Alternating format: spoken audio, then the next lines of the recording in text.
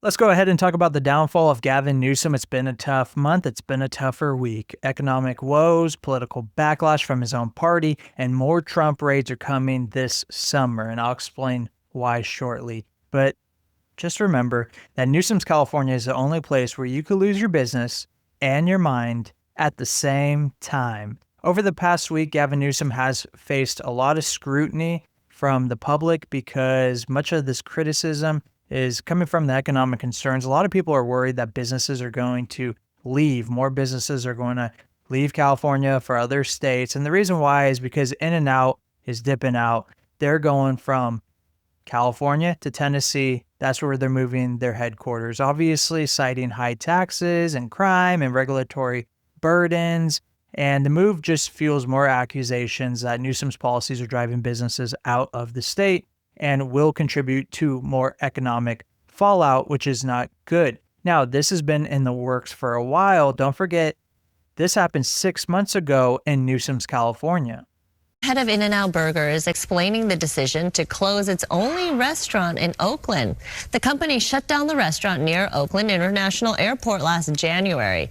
In-N-Out president Lindsay Schneider recently appeared on a show from the conservative video network PragerU, and she told the host of the show that crime forced the restaurant chain to close the site, even though it was profitable. Car burglaries, violence, fights, theft, you name it. I mean, there was a lot. There was actually gunshot went through the store. There's the stabbing. There was a lot. It was really and you've bad. never shut a restaurant down before. No. So this must have been pretty huge. hard. It was huge. But we, for the safety of our associates, we just felt like this is not okay. Schneider also said it took too much time for police to respond to calls for help. She described it as alarming. Yeah, so it's been bad. But moving forward, Newsom's approval rating is even looking worse. It's sinking faster than California's budget, and he's too busy podcasting to even notice.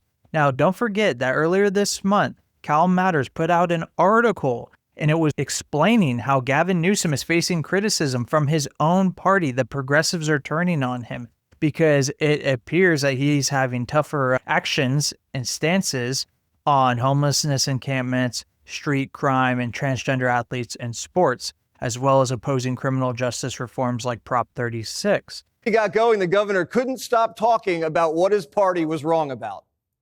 Do you feel like the last administration was divisive? I think, we got ideological, and failed at the border. And they've sent me 2 bills I've had to veto where they didn't want me to cooperate with ICE for these 11,000+ people. I just think they're wrong. My party's wrong on that. Newsom's running on Democrats being wrong on everything. Well, that's a great platform if you're a Republican, so good luck. On the last video I made, 2019, when he did the State of the State address, he promised all of us the California high-speed rail. Oh, it's going to get done. It's not going to get done the way we thought it was going to get done. Not from LA to SF, but we're going to do it from Bakersfield to Merced. Nothing got done this week. They lost the funding. Superstar President Donald Trump's administration is just not having it anymore. Gavin Newsom, what did he do? He turned around and he sued the Trump administration. It's a lawsuit that it won't be in his favor, obviously, and it is what it is. Now, moving forward with Gavin Newsom's budget, it's like a Hollywood blockbuster, full of flashy numbers and creative accounting, but when the credits are rolling, Californians are left with a $20 billion deficit and a plot that just doesn't add up. Now, I want to showcase this article that was put out by GV Wire, and it's basically calling out Newsom for some serious financial shenanigans. They're saying that him and his crew, they're claiming that the state's budget deficit was $12 billion, and that sounds bad enough, right? But it turns out it's actually closer to $20 billion. And to understand this, they're basically trying to fudge the numbers here and there by counting $7.1 billion from reserves as revenue, which is apparently a big no-no in accounting land. It just doesn't work out like that, and it continues to get worse for Newsom. The state's got this ongoing problem, a structural deficit that could hit 10 to 20 billion every year, according to Newsom's own finance folks. at the LAO, the Legislative Analyst Office. So instead of tacking it head on, they're pulling tricks like borrowing from special funds, pushing expenses to future years, and even bumping the June 2026 state payroll to the next fiscal year to make things look even better.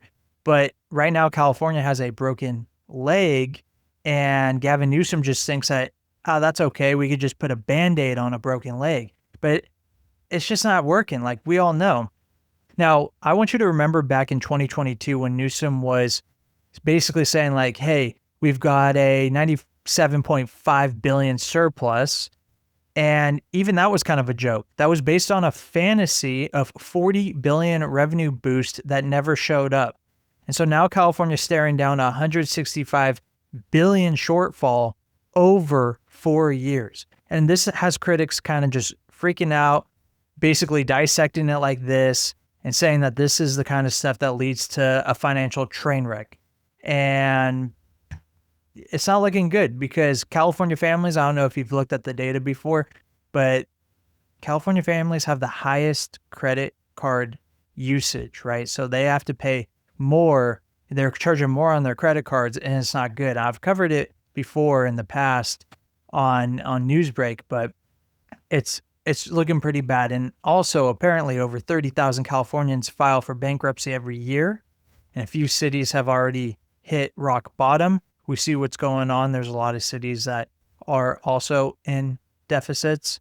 So the key takeaway from all this is Newsom's getting, major side eye from all these economic and financial analysts, kind of thinking like, what are you doing when you actually put it all out?